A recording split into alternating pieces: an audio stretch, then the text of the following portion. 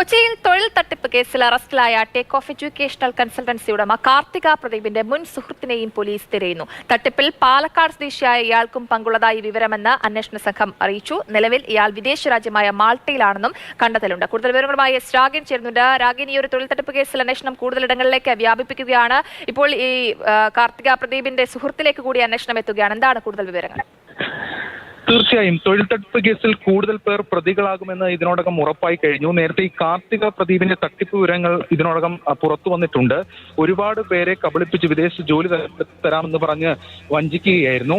ഇതിൽ ഈ പറയുന്ന കാർത്തികയുടെ സുഹൃത്തിനും പങ്കാളിത്തമുണ്ടെന്ന വിവരമാണ് പോലീസിന് കിട്ടിയിരിക്കുന്നത്. ഇയാളൊരു ക്ലയന്റ് എന്ന നിലയിൽ കാർത്തികയെ സമീപിക്കുകയും പിന്നീട് കാർത്തിക വഴി പുറത്ത് വിദേശത്തേക്ക് പോവുകയും ചെയ്തിട്ടുള്ള ആളാണെന്നാണ് പോലീസിന് ഇപ്പോൾ ബോധ്യമായിരിക്കുന്നത്. അതിനുശേഷം ഇവർ ഒരുമിച്ച് ഈ കാര്യങ്ങൾ ചെയ്തിട്ടുണ്ട്.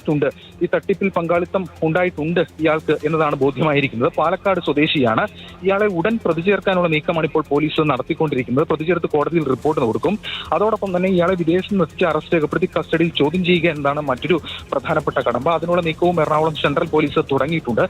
ഇതോടൊപ്പം കാർത്തികയുടെ മറ്റ് ബന്ധങ്ങളും, അതായത് കാപ്പ കേസ് പ്രതികളെ അടക്കം ഉപയോഗിച്ച് ഭീഷണിപ്പെടുത്തി പലരെയും എന്നതടക്കമുള്ള വിവരങ്ങളുണ്ട്. ഇതുൾപ്പെടെയുള്ള കാര്യങ്ങളിലും പരിശോധന നടക്കുകയാണ്. അതുകൊണ്ട് കൂടുതൽ പേർ ഈ കേസിൽ പ്രതികളാകുമെന്ന് വ്യക്തമാകുന്നു. ലക്ഷങ്ങളുടെ കോടികളിലേക്ക് തട്ടിപ്പ് തുക എത്തിയിട്ടുണ്ടെന്നും അന്വേഷണ സംഘം പറയുന്നുണ്ട്. ഇവരെ കസ്റ്റഡിയിൽ ചോദ്യം ചെയ്തതിൽ നിന്നാണ് കൂടുതൽ വിവരങ്ങൾ പോലീസിന് കിട്ടിയത്.